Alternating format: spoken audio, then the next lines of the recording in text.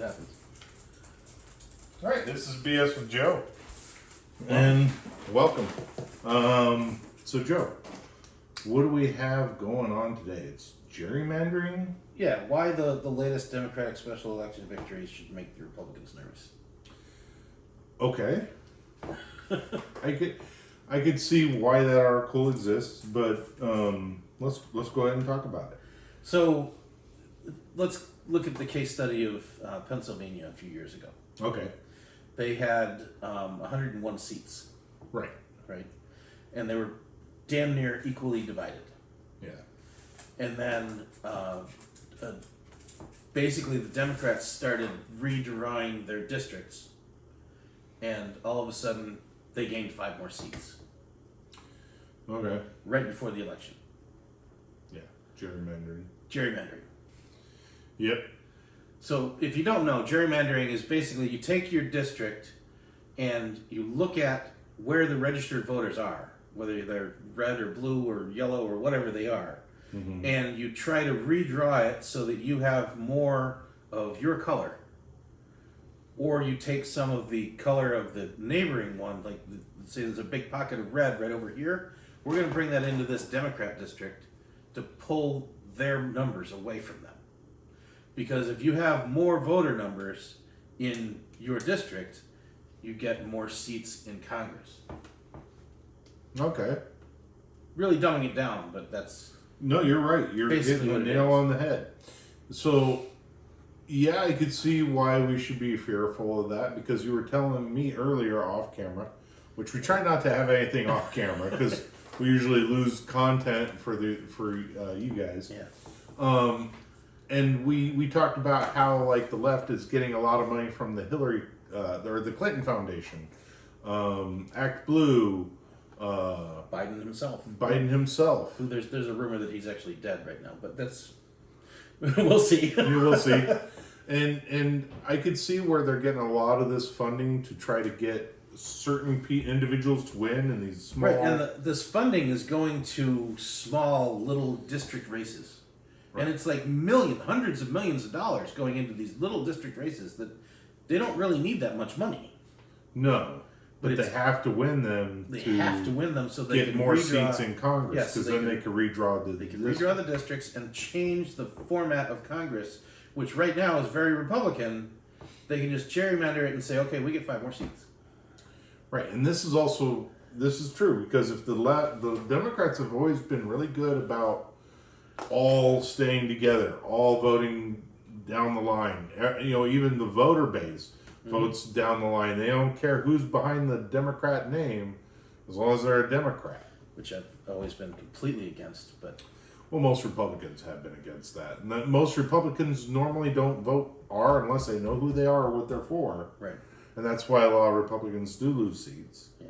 But also, you look at populations. So population sizes are always near the cities.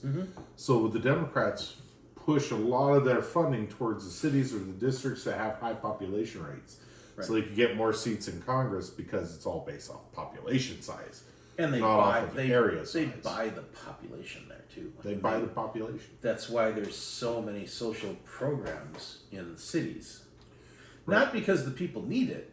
I mean, there are people that need it, but it's an overabundance of social programs, right? And a lot of people, that's how they decide to live their life is by living off the social programs, right? Which those individuals are completely a drain on society. They're communists because they that's what they want. Yeah. But they vote blue. They vote blue, no matter who. Yes. Now. One of the things I've been kind of following, there is a politician, I don't remember her name, I don't remember what area she's in, but she's she's in a district that is highly Jewish, but she's wearing a Palestinian thing for the hair. Okay. And she's very much supports Palestine and Palestinian in a Jewish district. In a Jewish district. That's dangerous. And she's getting, I think, either a lot of funding or something, but so the left are eating themselves from some of the things that's going on.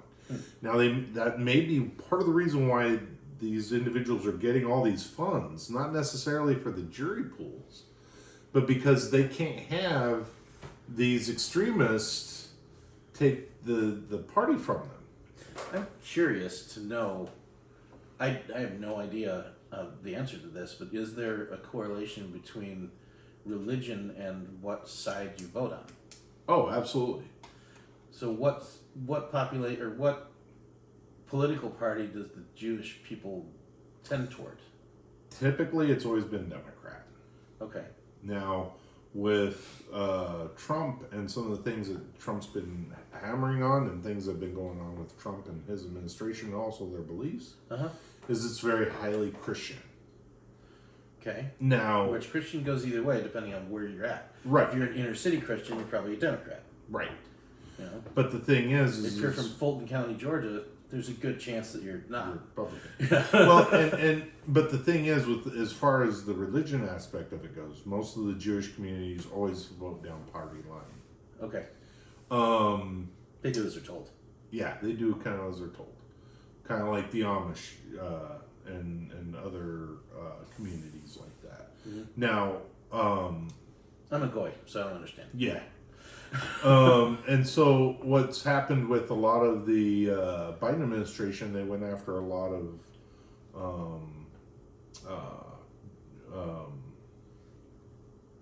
we were just talking about them. The not Mennonite, the Amish. They went after the Amish for like their raw milk and other things like this, and forced them to lose all of their goods. Because people from around the surrounding areas were going to them to buy the raw milk. Right. Because it's better milk. It's better milk. And cheeses and beef and other things. Right. And it's non-pasteurized. Non-pasteurized. Which the EPA doesn't like. Right. And the FDA doesn't like. Yeah. But to be honest with you, I mean, the United States is the only country that pasteurizes milk. Right. We're the only country that washes and pasteurizes eggs. Right. Which is why we have to keep them in the refrigerator and the rest of the world keeps them on the counter. Right. Because they have the bloom on them. Yeah. That keeps them safe. The natural safety of the egg, we strip it away and say, no, you can't have that. Right. And we also get rid of birds. Eggs last 5 times longer when they're not pasteurized. Right. Well, and not only that, but they go to the market faster because they're not having to go through all these damn processes and getting cracked and getting broken and not usable. Right. But we're kind of getting off topic. But the thing is, so they all started voting for Trump and Republican. And a lot of individuals who used to vote Democrat are now voting more Republican because they see certain things that they didn't like the Democratic Party was doing. Right. Now, what that's done, and this is my belief, and this is why I'm bringing this up, is I believe it's fractured the Democratic Party. Well, they're fractured in so many ways right now. Right. Nobody knows what direction the Democratic Party is going towards. Whether or not they're going to continue with the, men belong in the women's restroom if they identify as a female. They're still trying to push that. Yes. But it's only 21% of them. Right. And then there's some that believe that total communism should exist. The Bernie Bros. That's that 21% again. Right. And the other side has almost completely gone. Yeah. Because they voted Republican this time because they can't vote Democrat because they can't relate to them. Right. Well, they don't seem the people that are in charge of the Democratic Party do not seem to understand what the pulse of the nation is. They have completely lost touch. Yeah, like with the people. Right. Well, like that one congresswoman that called Greg Abbott Hot Wheels. Yes. Something Crockett. That was Jasmine. Jasmine Crockett. Yes. She is kind of leading the party right now. Mm-hmm. And she's going to jail. Yeah. Hopefully for assault. Yeah. She assaulted a reporter. She slapped him. That's assault. And because she didn't like the question he asked. Right. I don't care what he did to, it doesn't matter. If her life wasn't threatened or anybody else's life is not threatened, there should be no reason to assault someone. Right. I mean, you can verbally assault them like that White House press secretary. Well, that's your freedom of speech. She does a good job of it. Right. You know, and I could see accidents happening, like the mic that got shoved into Trump's face. That wasn't intentional. That was not intentional. Accidents happen. That's not assault. But what she did was blatant assault. Well, yeah, she not only assaulted him, but she also insulted the governor of Texas. Well, yeah, you can assault. You could verbally assault somebody, but you can't physically assault somebody. Well, yeah, but I mean, what she did was a little bit more than just verbal assault. Yeah. I mean, I'm not saying that someone being offended should be a legal case. That Right. I'm not saying that. No. But if you attack somebody based on a disability, Well, that's only going to hurt your social ability. yeah. Well, that's what got her censored. Yeah. Censured. Well, the other thing, I hope either gets her impeached or imprisoned. Well, she's facing legal charges. If she's facing legal charges, she should be impeached. Yeah.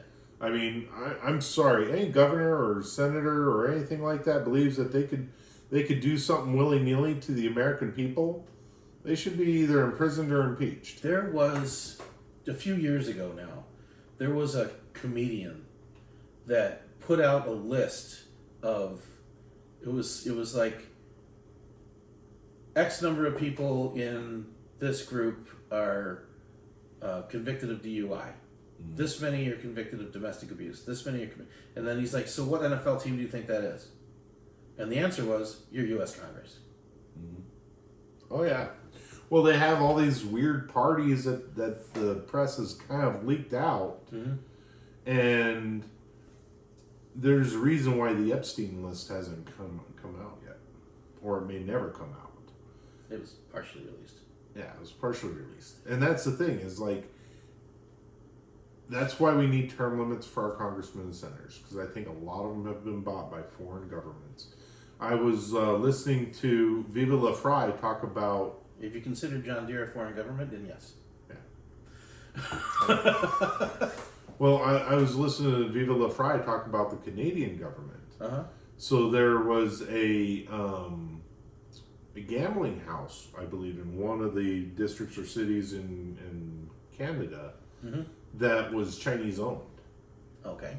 And it was like hush hush, and it's not supposed to, because gambling, I think, is illegal in Canada or in some parts. I don't know, but I do know that this Chinese individual. They have casinos in Canada. Yeah, then it may have been a casino or a gambling house. This wealthy Chinese man bought this huge house and had gambling done there for like very high end clientele. Okay. And so you go ahead and invite, congressmen, judges, all these different individuals there, and host.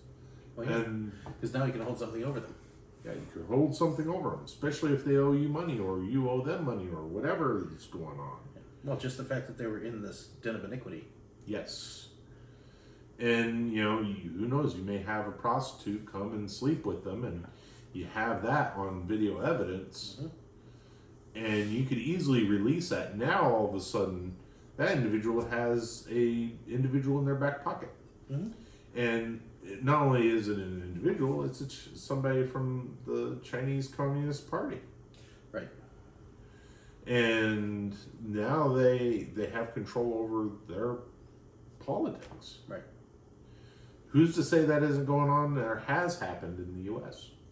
It's hard to say. I mean, just look at what the annual salary is of our congressmen versus what their net worth is, and you know that somebody's bought them. Well, yeah, when Congress outperforms the SP 500. Well, just Nancy Pelosi herself had 54% gains in her stock portfolio. Right. Which, I mean, the average person is ecstatic to get 6%. Right. 54%? Yeah, there's insider trading going on. We're talking about gerrymandering. Right. But, this also goes back to gerrymandering because of the funding. Yeah. The amount of money. How did they get that? Well, there's all kinds of ways they could get it. Right. And you've also got people that are donating to the party so that they can gerrymander. Yep. Well, and that's the thing is like, I honestly believe the Democratic Party, because the way they're laundering money and all this, how can you be for the people when you're having to cover yourself and other things? You're corrupt. You're evil. They are corrupt. You know, and that's one of the reasons why we need term limits. Term limits would fix all this. It'd fix a lot of it. It would fix 90% of it. Yeah. The only thing that, you know, if we put term limits on congressmen and senators and everything, it would only be local areas that could be corrupted. Yeah. And judges. Yeah. Because they're appointed and not. But they could. Well, it depends. Like county judges They're elected. They're elected, but that's your local. Yeah. And every state has a different call for what they do with judges. Yeah. I think the only ones that are appointed are district judges. District judges, federal judges. Yeah. But They're yeah, appointed by Congress. right. Right. But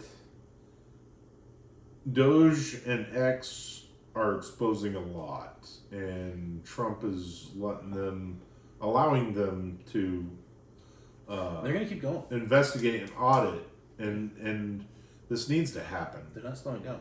Oh, did you hear that Elon Musk stepped down as CEO of Tesla? No, I did not hear that. Mm-hmm. That's probably because he's trying to save the company because of all the fire bombings that are Exactly. happening there. Exactly.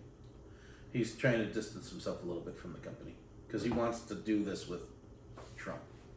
Well, he needs. And it's to more do this with important. Trump. What he's doing with the government is more important than Tesla. And I mean, even if he steps down, he's still got how much in stock in the company? oh yeah, he's so invested in Tesla. Yeah. But you know, the thing is with that I don't like that because I was planning on trying to get Tesla on the short because of I'm sure a lot of stockholders are selling off Tesla right now because Tesla is, from what I've seen and know about Tesla, they are a great company. Everything on paper, nothing looks bad. Well, they have problems with the vehicles, build quality problems. Well, the build quality problems are being solved in-house on the line continuously. Yeah. So with Parts flying off of Cybertrucks on the road. well, the Cybertrucks, that's because they're using aluminum castings. So And I saw one Cybertruck where a guy tried to tow, and the whole back bumper ripped right off. right, and that goes to the Cybertruck has its flaws. It's not Towing it's not truck. is part of their flaws. Yeah. The tongue weight of the Cybertruck is not high. It's not high The at all. towing rate is high, but the tongue weight is low. Right. And to be honest with you, the tongue weight of its hitch can't even handle its own weight of its vehicle. Right. That's Because the back bumper's held on by glue. Well, no, it's aluminum casting. It's not by glue. It's an all aluminum extruded housing. Oh. Right. Well, that's off topic. That's all. I could go over a little bit of information I know about Cybertrucks, Yeah. but that's another episode. I love them. He loves them. I don't. Yeah. We're allowed to disagree on things. Oh yeah. We do disagree every now and then. I don't have anything against Elon Musk. I don't have anything against Tesla as a company. Right. I just the build quality of their vehicles is what I have an issue with. Right. Well, the one thing I will say about the company is it's all for going green, but Teslas are far from green. Any electric battery-powered vehicle is far from green because the chemicals that are used to create the batteries, not just power the cells and what they're created from, but to create the batteries. It's very environmentally impactful. Yes. Not to mention the fact that the vehicles themselves are so heavy that they go through tires like mad. Well, not only that, but if being bus drivers, we know the weight of the vehicle, what it does to asphalt. Yes. You put a lot of Tesla vehicles on the road, asphalt is not going to last long. Then we get more road repairs. Right, more potholes. Yes. And I like them for what they are, and I like them for the innovation behind the product and the way the product is kind of made. So let's go ahead and expand a little bit on this. We got gerrymandering, and now we're going into EVs. Dodge just came out with the new Charger. Do you want to save this for another episode? Let's do it with this one. All right. So the Dodge Charger has not been received well. No. The newer one, Yeah, the ED new one. electric one. Yeah. Has not been received well at all. No. Ford has their Mustang. The Mach-E. Yeah, which everybody says that it's an insult to the name Mustang. It is. It's a bastard child. It's like the Pinto. And what is Chevrolet's right now? They used to have the Volt. I don't know what they have. They have the Bolt. The Bolt. Bolt. Okay, same thing. Yeah, the reason why it's a Bolt is because it flies like a bolt, not like a Volt. Like a bolt out of a crossbow, or like a bolt falling out of a car. Okay. The range is about the same. Great. EVs have a long way to go. They do. The only company that has produced a good EV is Tesla. Yeah. People can argue Rivian is also good, but Rivian's also way outside the cost of most individuals. Are those American made? I believe maybe Canadian or Mexican, but Okay. I believe they are. And then there's Pulsar. Pulsars are like the Hyundais of electric vehicles. What country is Rivian Automotive from? They're American. They're American? Yep. Okay, good. Founded in 2009. Yes, they're fairly recent. Yeah. They were the answer to, we're against Tesla, let's make the Rivian. And Rivian actually first started with 4x4s, the pickup and the SUV, before Tesla did. Okay. Tesla held back on the trucks. Mm-hmm. And like you were saying about how they're held up by glue, battery pack is by glue. But the battery pack is bolted into the chassis. Now, the battery pack gives the chassis a lot of its rigidity. Yeah. But also there's a casting for the front and the back of all Tesla vehicles. Mm-hmm. Or for at least the back. The casting gives it its strength. Also keeps it lightweight because it's extruded aluminum. Extruded or cast? Cast aluminum. Yeah. Extruded aluminum would be stronger. Right, but the way that the cast is made, it's made in a press. So it's actually very strong. Okay. And that's why they call it gigacast, because it's got a lot of pressure behind it. So the casting for the Cybertruck is aluminum. Now a lot of people are like, it can't tow. Well, it can tow, but it doesn't have a high tone rate for tone weight. So it's downforce pressure on the tongue. Yeah, I know. If you have a normal, You know. if you have a normal trailer, the trailer is usually fairly well even. Most pickup trailers, the wheels are in the middle of the trailer. Right. So the trailer handles the weight of the load and not all on the pickup. Right. And it depends on where those are, because you can get that wiggle. If it's wiggle. If it's Yeah. not right, yeah. Right. And tongue weight, I mean, I've owned trucks in the past. If I remember right, my Dodge Ram, it was a 1500 with a V8. And I think the tongue weight on that was around 750 pounds. Yeah, that's not that high. No. Now, if you need something that has a lot of weight, that handles a lot of weight, You gotta go to a dually or... dually with a gooseneck. Yeah. So the ball hitch is literally right above the suspension, and it's bolted right to the frame. That's why fifth wheel trailers are built that way. That's why they're built that way. Yeah. But And some boat trailers are built that way for large boats. right. Yeah. Now the Cybertruck, it is a truck because it can haul, it can tow. But look at the majority of your truck owners. The majority of your truck owners, it's a... Especially that truck. If you're going to spend $100,000 on a truck, you're not going to be hauling lumber in it. Yeah, you're not going to be your own contractor hauling lumber or doing any of this other stuff. You're using that as, your... I don't own a SUV. I don't own a minivan. I can't see anybody ever bolting a glass rack onto a Tesla truck. A glass rack. Yeah, you know those A-frames that they... Oh yeah, they'll never do that. No. Tesla has a problem with Cybertruck and glass. Their windows have cracked underneath some of that.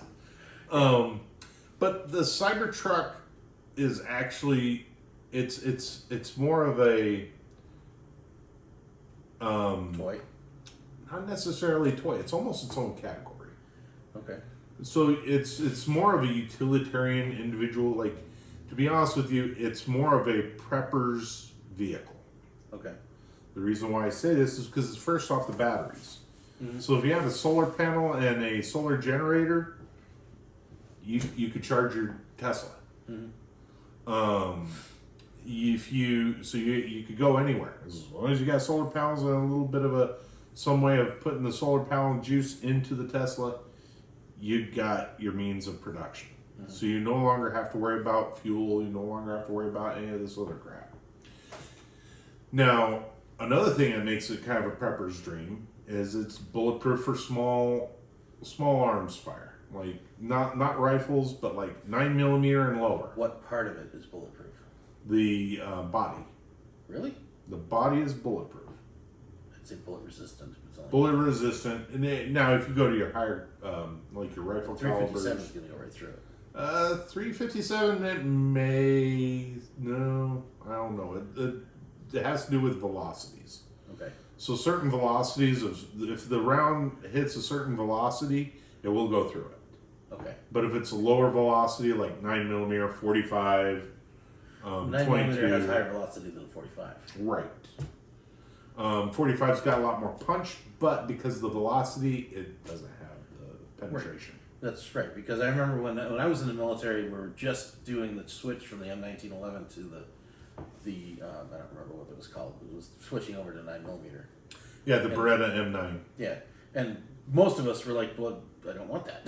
Yeah, I don't care if it holds 17 rounds. I don't want that. Yeah. Or at the time, it was 15 rounds. I think the 1911 held 9. 8 plus 1 in the chamber. 8 plus 1 in the chamber. Yeah, it was. Yeah. And the reason being that if you shoot somebody with a 9mm, they could still come at you. There's been videos of police officers unloading a whole magazine into individuals, and they kept coming after them. Right. Whereas a 45, it's going to stop them. It typically is a man stopper. Yeah. Now, 357 is just going to blow a hole in them. Right. The 1911 has kind of cool little history in it. So I love the 1911. A lot of people love the 1911. Granted, the ones that I've used have been rattle traps that are basically so worn out that they're falling apart. But right. They're reliable. Yeah. Now we're going way off topic of EVs and government. We could call this show just the BS show. So the 1911, it was made in 1911. That's why it's called the 1911.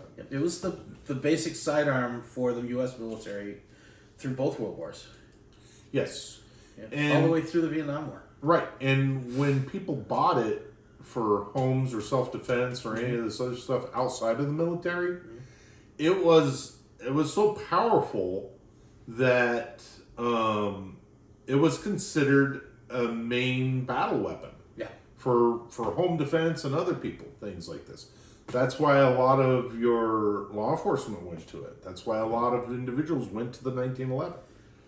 Nowadays, a lot of them are using 9mm. 9mm. The Glocks. And Now, the Glock is very popular. Right. Now, also with 45, it has a lot more kick to it. It does. You know, if you have, and that's why if you look at the 1911, and it's louder. It's louder, but it's smooth. Yeah. There's not a whole lot of aggressive checkering on it. A little bit on the grip. Yeah. And a little bit on the back. Yeah. Other than that, there wasn't a whole lot of texture on it. True. Yeah, there was the ribs. Grips. There was ribs that were milled into the side so you could grab it. Right. But that was it. Right. And there was a little bit of vertical chaffering there was like a on grid the back. texture on the handle. On the back the vertical and on the up front. in the back, yeah. And on the front where your 3 fingers held. And around the trigger guard there was that groove. Right. Yeah.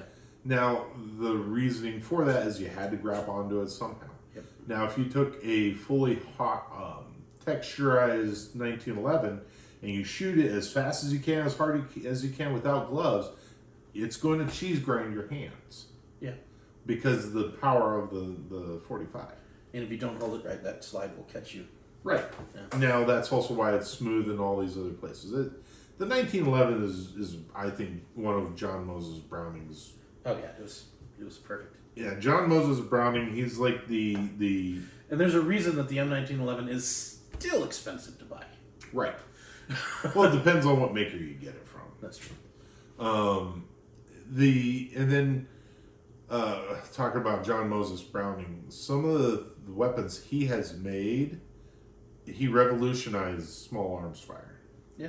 Because he made the 1911, he made the Browning automatic rifle. Yep. He made the 30 caliber machine gun for the U.S. military. Yes, he did. He made the Ma Deuce, the 50 caliber machine gun. I was just gonna say he did the 50 caliber. We'll be right back.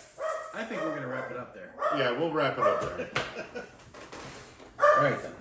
Like, share, subscribe. Please.